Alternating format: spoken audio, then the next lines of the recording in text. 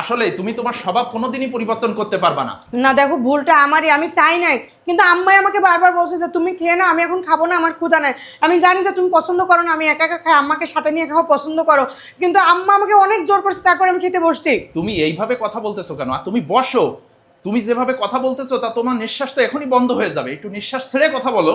না, আমি জানি যে আম্মাকে ছাড়া একা খাওয়া তুমি পছন্দ করো না, আর আমি সবসময় আম্মাকে সাথে নিয়ে খাই, কিন্তু ডাক্তার দেখো আমাকে এতগুলো ওষুধ টাইম টু টাইম খেতে বলছে, যার কারণে আমি আজকে আগে খেয়ে নিতে বাধ্য শোনো, আমি হয়েছি। বলছি যে আম্মাকে সাথে নিয়ে খাইতে, কিন্তু দুই একদিন এদিক ওদিক হইতেই পারে, এজন্য তুমি এরকম করতেছো কেন? আরে বসো।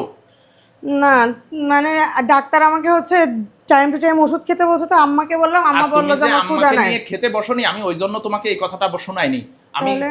যে জন্য তোমাকে কথাটা শোনাইছি, তোমার প্লেটে কোন মাছের কোন পিসটা নিছো তুমি? কেন, আমি তো সবসময় লেস খাই, লেসটাই নিছি। হ্যাঁ, আমি এই কথাটা যখনই তোমাকে বলি তুমি বলো যে সবাই আগে আগে খেয়ে লাস্টে লেজের পিস থাকে, আমি সেই জন্য ওই পিসটা খাই। কিন্তু আজকে তো তুমি ফার্স্টেই খাইতে বসছো, তাহলে তুমি ভালো ভালো মাছের পিস রেখে তুমি কেন লেজ? আরে আমার তো লেজই পছন্দ, আর এইসব মাছের পিস আমার ভালো লাগে না, লেজ পছন্দ, এই জন্য আমি লেজ নিছি।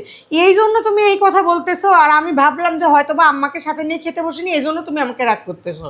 শোনো, তুমি লেস পছন্দ তুমি যে বললে, শোনো, আমি কিন্তু জানি যে তুমি ছোট থাকতে তোমার মানে মাছের মাথা খুবই পছন্দ ছিল।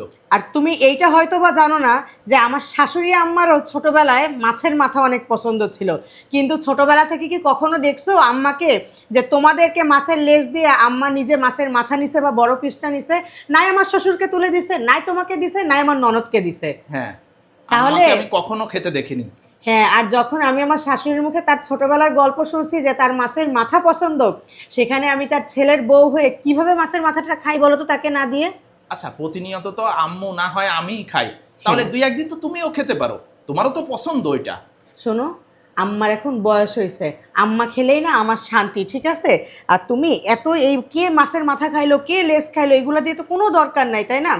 আমারও একটা সময় বয়স হবে, তখন দেখবে আমার ছেলের বউরা আমাকে এসে মাছের মাথা দিবে, আর আমি তখন মাছের মাথা মজা করে খাবো। আচ্ছা, তোমার ছেলের বউ যে তোমার মতো ভালো হবে তা তুমি কিভাবে বুঝতেছো?